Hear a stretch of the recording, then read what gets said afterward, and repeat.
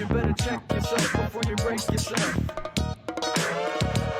You better check yourself before you break yourself. To those that I've hurt in the past, I'm very sorry I played that role in your journey. And although I have apologized to those people individually, I felt like I needed to say it on here because I am retelling the story. Today's episode was a hard episode for me to record, and it was hard to put my thoughts into words in a way where I could share some of my story without disrespecting others in my life. Everyone that has had a role in me becoming who I am today is someone that I love dearly, and I will never speak bad or negatively about any of them. I want to always maintain my honesty with all of you, and their role in my journey is not my story to tell. The purpose of this is not to allow yourself to hold back, even if you are uncomfortable, inconvenienced, and doubtful. Dare to dream like the little kid before they knew pain and started accepting the judgment from an imperfect world. I hope y'all enjoy this all over the place episode. Hey, what's up, you guys? Welcome back to Check Yourself with Harley. Thank you for being here with me today. And I pray that today has been a good day for you. Even if it wasn't, that it'll turn around. Today's episode is about self-doubt and how it can hold us back. And I thought this would be a good time for me to tell you guys my story, a little bit of it, a compact version of it. The reason why I wanted to do this is because I've been struggling with self-doubt. I realized how many times I have held myself back in life because I doubt myself. I don't have the faith to do what I am meant to do. I have a life coach, mentor, friend who I love so much, and she has a podcast. It's the Bella Grace podcast. I'll link it below on YouTube, so you should check her out. She's really great. She had an episode where she was talking about your purpose, how a lot of times our purpose are related to like our childhood dreams. That was kind of when I was working on my podcasting, and I thought it was crazy how when I was little, I've always loved helping people. I've had all of these qualities when I was a little kid that were actually really great, but you grow up and you kind of like lose your innocence. Life doesn't seem easy, and then you start worrying about like grown-up things, and those dreams are gone because you tell yourself you'll never be able to accomplish that. I'll never be a singer, or I'll never be an actress, I'll never be president, I'll never be a lawyer, and those things kind of go away as you get older. And I think life experiences and things that we go through make us also become doubtful of what we are capable of. I started to tell myself that I wasn't qualified to do this because I went to college but didn't finish. I felt like I have failed at so many things, so why add one more? I just didn't see the point. Self-doubt is often us telling ourselves what we are able to do and not having faith and trust. If you are just starting off, improve things in your life or kind of make changes, I don't want you to quit just because you start doubting yourself. Because sometimes when we stumble, we think, okay, well, we've already messed it up, so we might as well just stop. And then we don't know what could have been. Let's discuss self-doubt. Let's find out what things are making us doubt ourselves. Let's work understanding why we have those doubts. Maybe having some faith that our history does not determine our destiny. I started to have doubts because, as I've discussed, we all know that I have the bipolar, but it is something that I try to be conscious of because of the different symptoms and stuff. One of the symptoms for when you have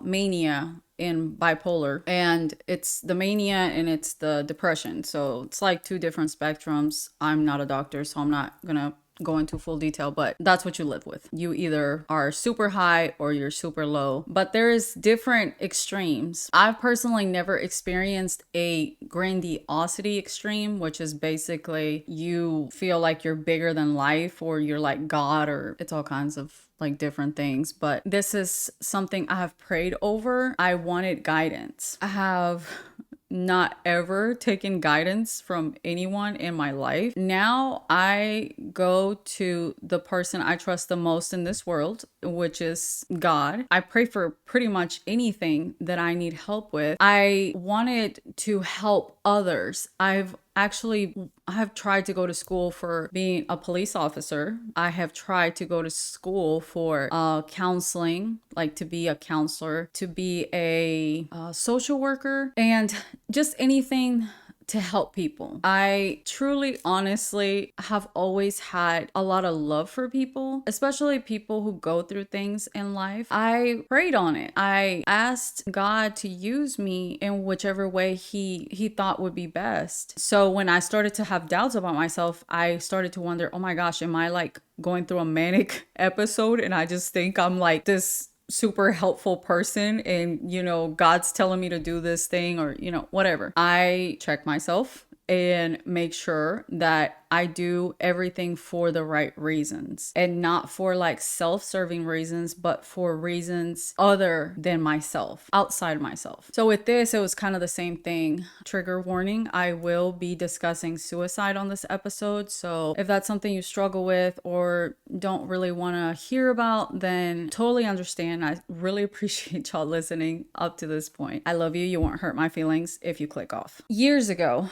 I had a person that I thought was my friend. I remember I was talking to them about something I was going through. They said to me, you're a very negative person. I don't want that in my life because I'm in this point in my life. I respected that. And I don't fault this person for saying this. And those were their boundaries. I have to respect and understand that. But it did something in me. And it was one of those things that kind of stuck with me. I actually never told anyone what I dealt with ever again. Not even the people that have been closest to me. I had a friend that I've known for 12 years and she did not know the extent of what I was going through until my engagement party a couple years ago, and I had a lot of celebration drinks and I was opening up to her. That was one of the first times I discussed it with anyone ever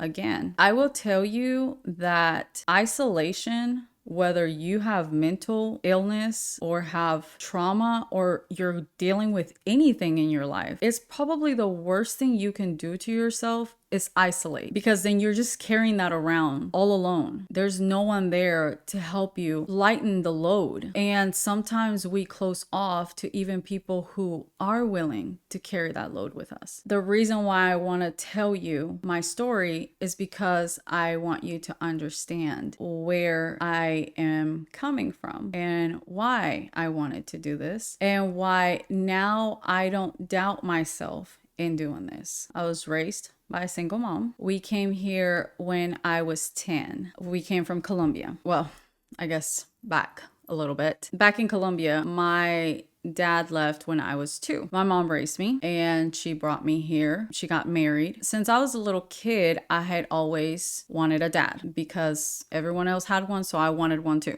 We came here. Unfortunately, that marriage did not work for my mom. And so it was me and her again, just us. She eventually met somebody who I really learned to love as a dad. That was probably the closest thing I had to a father figure. Unfortunately, that person did very bad things, hurt my family a lot. I think I was a freshman in high school when this happened. It was a big thing, police, SWAT, all of the stuff. It was really known that I had gone through this, like at school, and that's when my mental health started to like really deteriorate. By the time I was 15, I attempted suicide for the first time. Of course, back then I wasn't diagnosed anything because it's really hard to diagnose bipolar disorder. Now I was getting older, so I thought, okay, well, if I'm not gonna have dad, which I had accepted at this point, I figured I would find this love that I was looking for through a man. And I thought the way to do that would be to be physical with a man. So that's what I did. And I started being sexually active at 15. It was in a very reckless way. It wasn't because I cared about someone. It was just because I was looking for someone. And that shaped the way that I look at physical contact, which sucks. I moved out of my house and I thought I was grown. That did not work out very well. I pretty much kept looking for that love, but it was like I wanted it, but I was scared of it too. I ended up getting pregnant. So at this point, I have 4 very small kids. I am very young. I think I was 25. I am a single mom and I am just working all the time and I'm stressed, frustrated. And instead of focusing on my kids, I'm still trying to focus on filling this void that I carry. And I keep thinking it's a man, it's a person that's supposed to fill it. I start dating. At this point, my son is 6 months old and I meet somebody. I start dating this person. I date this person for a year and I was thinking this is a good, healthy relationship because I was very against living with someone because I have daughters. I didn't want to just be bringing men in and out. I wanted to make sure it would be something. So after a year of dating, I was thinking this is gonna be good and this is what I've been searching for and all that. And I found out he had a whole nother life outside of me. It was really heartbreaking for me. That was definitely a hard thing that I went through because I was thinking that I was so in love. And sadly, it was because I loved that he didn't want to just be physical with me. He liked me for me, which is sad. Again, from the way that I looked at physical contact. Once I found this out, I was heartbroken. I kind of started to lose hope and I felt like I was not even worth anything. My worth lied on a person. So I figured I just need to look better. He's so good looking. And if I looked better, maybe he will love me and maybe he will be with me. And so I went on this fitness journey, got in shape and lost all this weight, started carrying myself differently and all of this stuff. I've always loved getting dressed up, but this was that times 1,000. After doing all of that, I had skin removal surgery because I had lost so much weight and I had excess skin and all that. Even after all that, I did not get the guy. I was still alone. I was still bitter, miserable, sad all the time. I figured, you know what? I look like this now and that will never happen to me again. I decided I was going to be the crappiest version of myself that I could be and wasn't nobody ever going to hurt me ever again. And now this time, instead of people playing with me, I started playing with people and their feelings, playing mind games. And I started to think it was just hilarious to have people want to be with me and me just not be with them, never planning on pursuing anything with them. I was just a terrible person.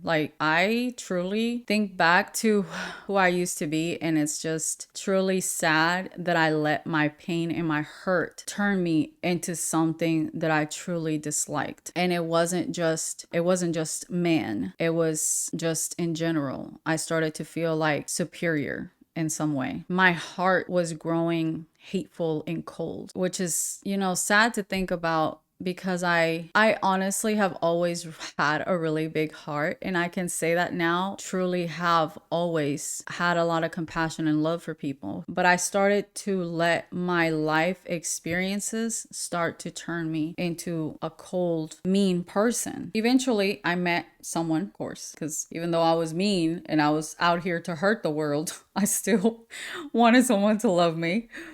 So I met someone and we started dating. And I thought, okay, this is the one. And it's funny because this person is actually a very great person. Came from a really great family, had gone to school. I was able to have conversations about non-superficial things. And it was okay, this is gotta be it. This is it. But I was not in the right place for this person. It's you ask for something over and over again. At one point in my life, I used to just be so angry at God because I've always believed, but one, I never knew how God's love works truly. Two, I blamed all of my life choices on God. All of the consequences I was dealing with, I was blaming him. And I would think, like, how can you let all this happen to me? Like, how much stuff does one person have to go through? I mean, I am only 20 whatever, and come on, man. Although I felt that way, I also knew that I was wrong for even thinking that, because it was my life choices. And there's a difference between being accountable for the mistakes that you make, beating yourself up for them. So I wasn't holding myself accountable. I was just feeling sorry for myself and throwing myself little pity parties about everything that was going on, not truly being accountable. And I would just beat myself up. It was just a vicious cycle. So this person I met, although I thought they were it, I successfully, completely treated them like crap and did horrible things. And that's something I had to live with for, well, I'll have to live with it forever. And it was a process for me to forgive myself for it. Because at that point, I felt like I deserved anything I got after that, after the way that I was to this person. But this person was a huge part in my life as far as me getting help. Very shortly after I met them, I went into very, very deep depression. And I'm talking, I wouldn't even get out the bed.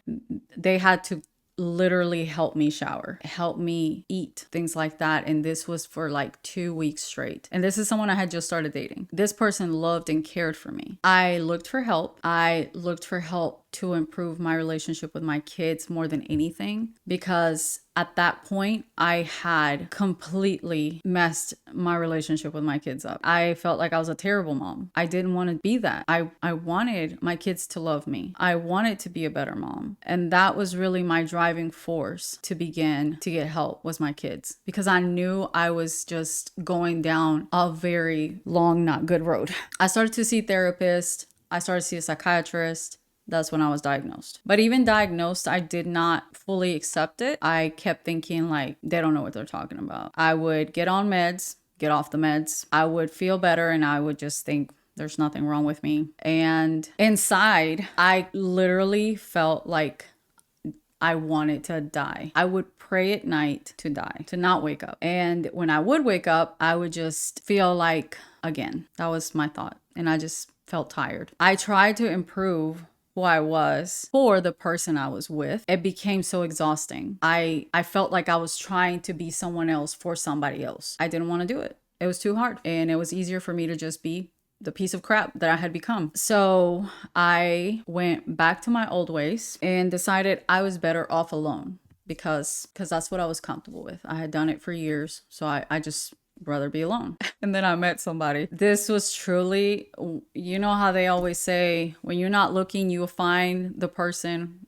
or whatever. I truly was not looking. I was wanting to date, and I was wanting to go back to that fun, and that's fun, quote unquote, life of being single and like partying and meeting different people and dating. I went on one date with this person. It was extremely different from anything I had ever been on. I thought that they didn't like me because they respected me, which is sad, but true. They respected me enough to, at the end of the movie, they took me to my car, gave me a hug, and we went our separate ways. I continued to date this person. I eventually ended up with this person, and I realized how miserable I was still on the inside. It was then that I realized that this void that I kept trying to fill with other people, it was never going to be filled by them, because it wasn't anything to do with people, and it was everything to do with me. I don't believe that you can't love someone if you don't love yourself, but you definitely cannot accept love if you don't love yourself. I kept thinking at the time that I am supposed to be the happiest, like I'm engaged, I'm gonna get married. I have dreamed of getting married my whole life. At the time I'm planning my wedding, I'm literally wanting to die.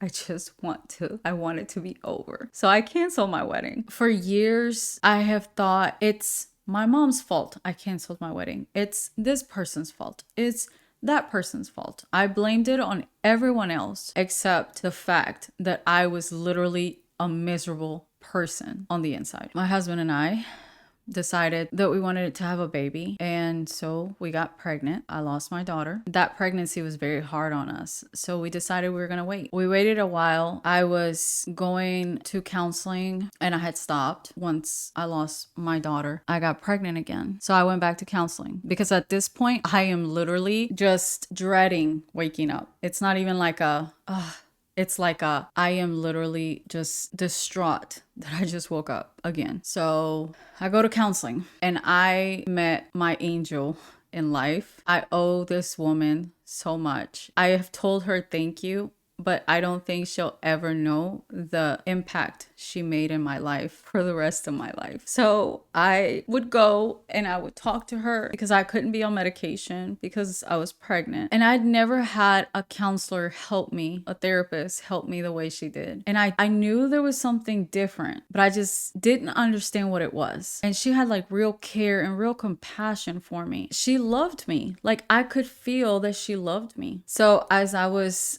getting near the end of my pregnancy, I was scared because I already knew that I wasn't well still. My daughter was kind of like my safety net. I was carrying her, but really she was carrying us because I knew I wouldn't do something to myself as long as my child was depending on me. And it's not because I don't love my other kids, because I love all my kids, but it's because I had thought so poorly of myself that I thought that my kids didn't need me. I thought they have dads, they will be fine, and they don't need me. And my daughter, she has her dad. She's not gonna need me either. Nobody needs me. Like the world is better off with me not being here. And again, it's back to that feeling like a burden. Feeling like the sadness in someone's life. And these are people that you love. I used to always say no one understands. I never tried to explain. They only understood as much as they saw, but nobody knew the extent of the pain that I was carrying. I had my daughter. I had this overwhelming feeling that I wasn't going to make it past the year. I started to really feel like it was over. I just couldn't do it anymore. I knew I wasn't going to be able to do it anymore. So I knew it was the end. I knew it was the end and I wasn't going to be able to do it anymore. I attempted suicide twice in 1 week. The week before, my therapist had read me this book. It's a book that I keep up here, and the name of the book is You Are Special. It's by Max Lucado. He has other books, like a whole series. And it's a kid's book, but it talks about love and it talks about how you're seen through the eyes of God. Now, it doesn't say God on the book, and she didn't tell me that. But when she read it to me, it just changed something inside of me. But mentally, I was still destroyed on the inside and in my head. But in the book, it's a little wooden person and they had boxes of stickers. If you had ugly parts or if you were just chipped paint or if you were silly and things like that, then you would get a dot sticker. And if you were pretty and if you were good, you would get a star sticker. He goes to see what they call the maker. The maker tells him, "Oh, I see you've gotten some bad marks." And he says to the maker, "I didn't mean to, Eli. I really tried hard." At this point that she's reading this book to me, I truly had been doing my dangest to improve, to change. I can't tell you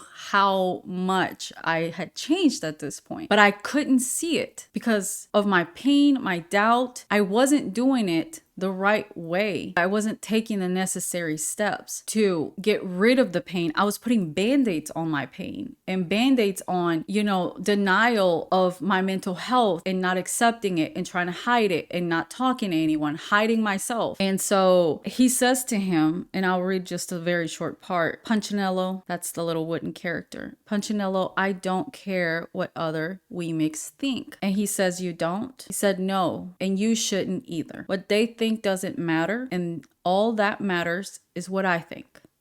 And I think that you're pretty special." He goes on to tell him how much he loves him because he made him. After I did what I did, I went to church the following Sunday because at that point I knew that something different needed to change. A spiritual journey is very personal. I respect anywhere you are in your life with that. I'm simply sharing my journey and how I got to where I am. I went to church and I remember my pastor saying, "If you're here, you're here for a reason. Because you're here for a purpose, sorry. Because if you weren't, you wouldn't be here anymore. And God's not done with you. It was that day that I was truly saved. I raised my hand, and I love that they do it with our eyes closed because no one was watching and no one knew this. I think this is probably the second time I've told this. The first time was with my church group. It was private, and it was something that I wanted to do the right way. Give it my all. Truly. For once in my life, I wanted to change drastically, not just baby step into my changes, not give myself excuses, not feel sorry, not put it on my mental health, but truly find ways to make myself better. It's been difficult. There has been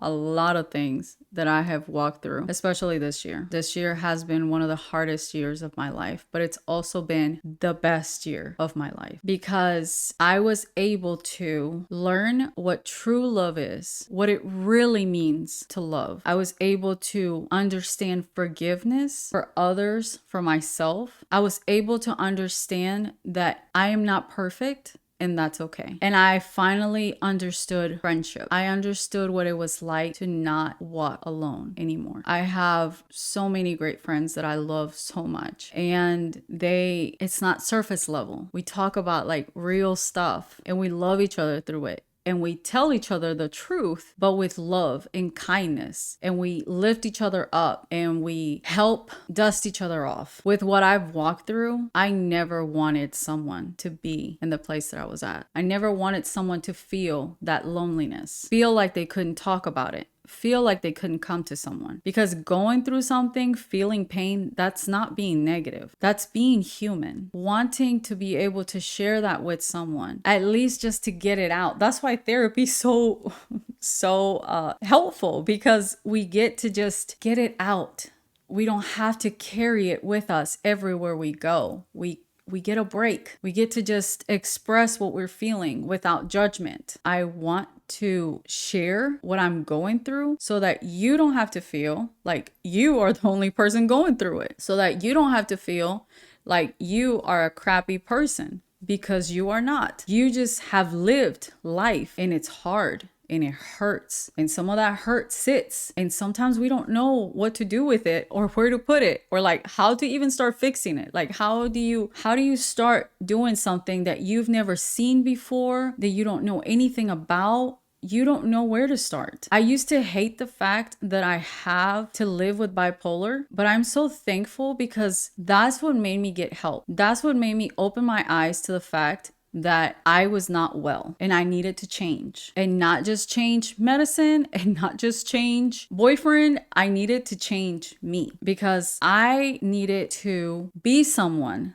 that I could love so that I could then accept love from other people, because I needed to be someone that my kids can look up to. And if my daughter fights with me, then I can be someone that knows I've done my best. She is going to need space and it'll be fine. And not to beat myself up and think, well, I'm a crappy mom anyway, so, and just go down that rabbit hole. I told you guys at the beginning of the episode, this is about self-doubt. And it is, because I doubted myself in everything in my life. I doubted that I was a good mom. I doubted that I loved other people. I doubted that I was a good person. I doubted that I had a big heart. I doubted that I could accomplish anything. I doubted anyone could ever love me. I doubted that anyone liked me past the physical. I literally have doubted my whole life, everything, every step of the way. And I struggle with it. But the difference now is that I can recognize that and I can take a step back and remind myself of how far I have come. I never want you guys to think this is me telling you I'm perfect, I got it all together, because I don't. My life is not perfect, far from it. And I struggle. I actually will probably always struggle because my brain likes to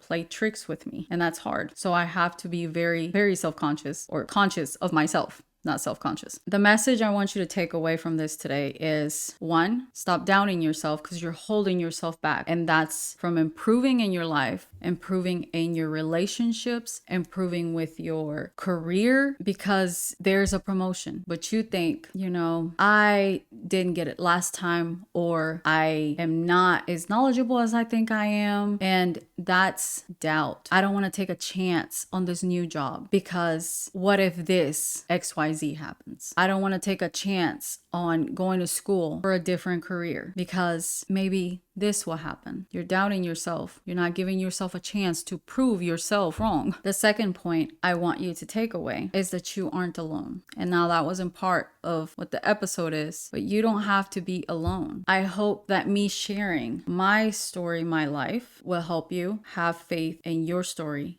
and in your own life and let you see that you aren't alone. The things that you think about, the things that you wonder, the questions you ask yourself, you aren't alone in them. A lot of us ask ourselves different questions, but we're also afraid to show someone else that maybe we're not perfect, or maybe we are going to perceived as negative, or that we're a burden. If no one else has told you, you aren't alone. And I am here showing you all of my ugly and showing you that even with all of that, I know all of my beautiful too. They make all of me. I wouldn't be who I am if it wasn't for everything I've gone through. I've just had to learn to adapt it so that I can be who I am today, so that I could love myself, so that I could forgive myself and give myself some grace. I am going to end with something I read today. Blessed is the one who perseveres under trial, because having stood the test, that person will receive the crown of life the Lord has promised to those who love him. James 1:12. If you guys are someone or know someone who's struggling with suicidal thoughts, feelings of worthlessness, feeling tired, please seek help, either from somebody you love and trust, or seek help from a therapist. Just find you somewhere where you can relieve some of that pain. One of the worst things you can do when you're dealing with these feelings is keeping them to yourself. The National Suicide Hotline is 988. Don't go through this journey alone, guys. Don't sell yourself short. Don't be so scared to fail that you don't begin what you know that you are meant to do, what you are here to do. You are way stronger than you give yourself credit for. I love you guys so much. I'm sorry this was such a long episode, but I am so happy to have you here with me at the end of this. I am thankful for you. Please remember that you are loved, you are enough, and you are never alone. I love you guys, and I'll see you next week. You better check yourself before you break yourself.